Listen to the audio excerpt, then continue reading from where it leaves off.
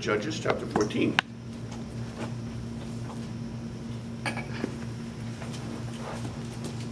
We're doing God's work.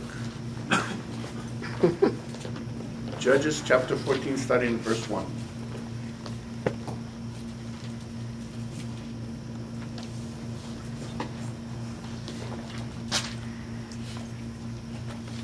You're all familiar with the story, but this is a different take.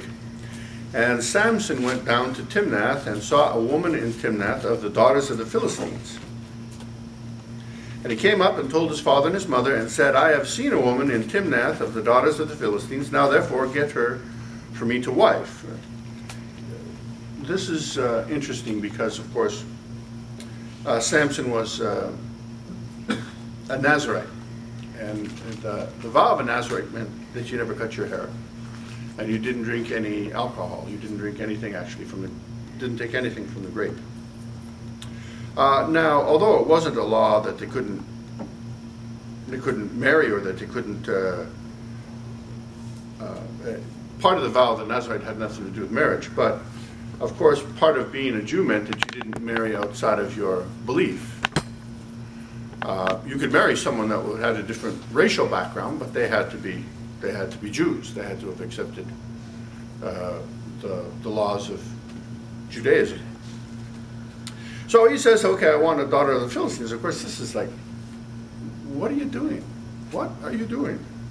Then his father and his mother said unto him, Is there never a woman among the daughters of thy brethren, or among all thy people, that thou goest to take a wife of the uncircumcised Philistines? Like, you can't find a Jewish girl, you have to go for a Philistine girl. And Samson said unto his father, Get her for me, for she pleaseth me well. Now, this is where it gets interesting, okay? So your child is marrying outside the faith.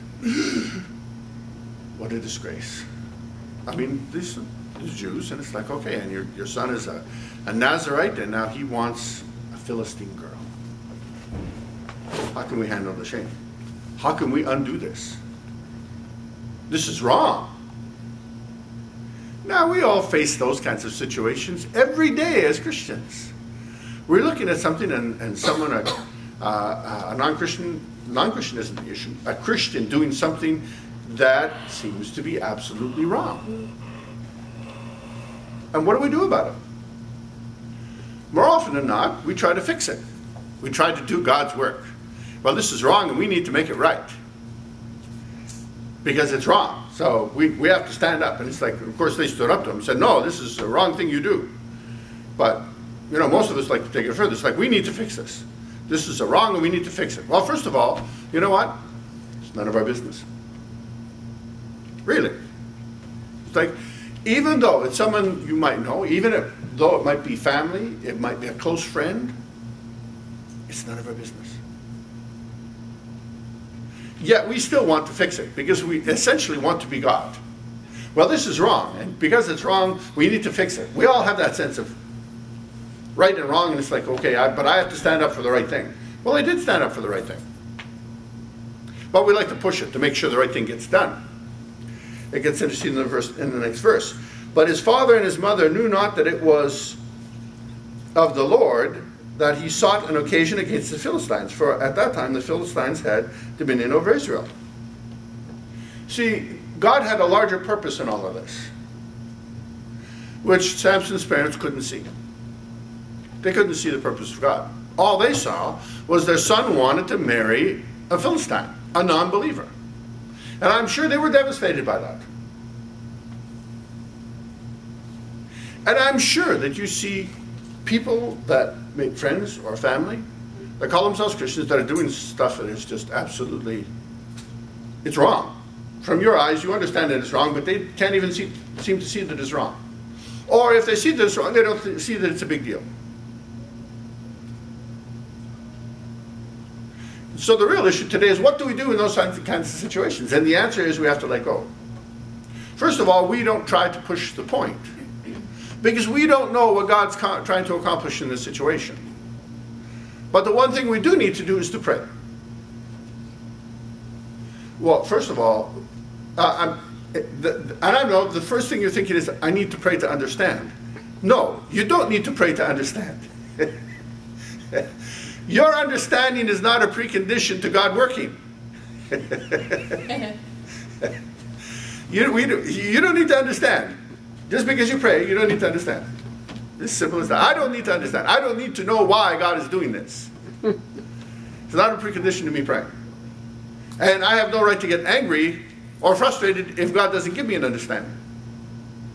Because He's put in my heart to pray, not to understand.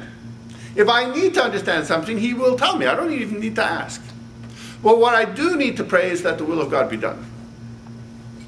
I don't need to understand why God is doing what He's doing. Now here it says clearly that God had set this up.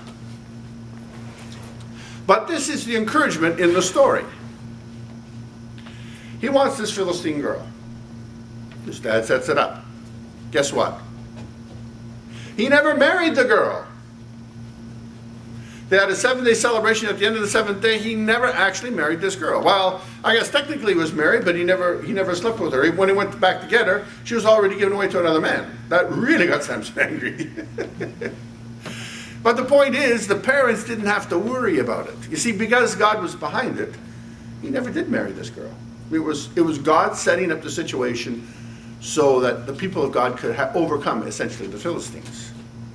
Now, they were busy looking at their son marrying a Philistine girl, a terrible thing. But God prevented that, and He set up something else to do a much larger work. And you know, when you look at another believer's life, and you see the wrong things that you're doing, it's not your job to instruct them that they're doing wrong. Unless the Holy Spirit puts it in your heart. Because if they're over 18, they already know what's right and wrong. You telling them it's wrong isn't going to help them. It'd probably get their back up and get them more rebellious. But what you really need to do is to pray. Pray that the will of God is accomplished. Because you see, if you get all vexed by what they're doing wrong and it doesn't affect you, well, the enemy is getting a twofer. He's getting them doing what they're not supposed to be doing, and he's getting you vexed by the fact that it's got nothing to do with you and you're getting all preoccupied with their problem instead of working on your own. That's the deal. So we can't get tied up about what somebody else is doing wrong, because when we're obsessing about them, we're leaving the back door open for the enemy to beat the daylights out of us. Probably with our obsession about what somebody else is doing wrong. We don't know what God's doing in that situation.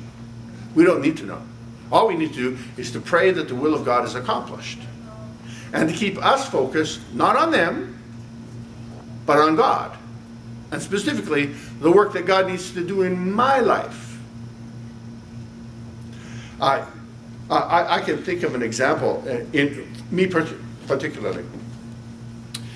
We were supposed to get a parking space when we first moved into it. Well, somebody else got the parking space instead. Okay.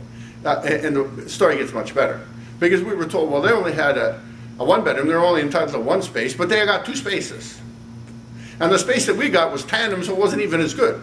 Oh, but it gets better. So they have 2 vehicles, all right, but they only park 1 in these 2 spaces, so it spreads over 2. And they go, and it's worse. They've got this old dumpy car that they park in front of our place, looking right out our living room window.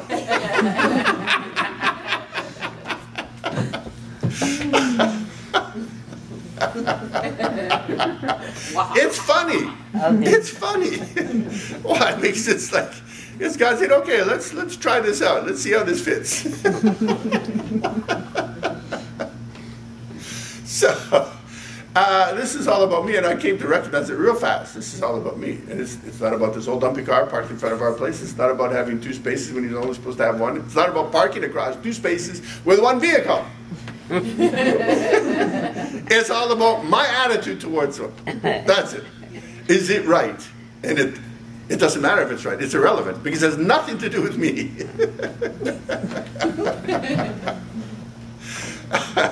And so you see, I have lived this message already. That's why it's so fresh and new to me.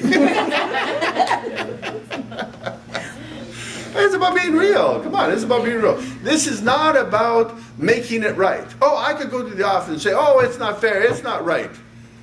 and we might stir something up. I might get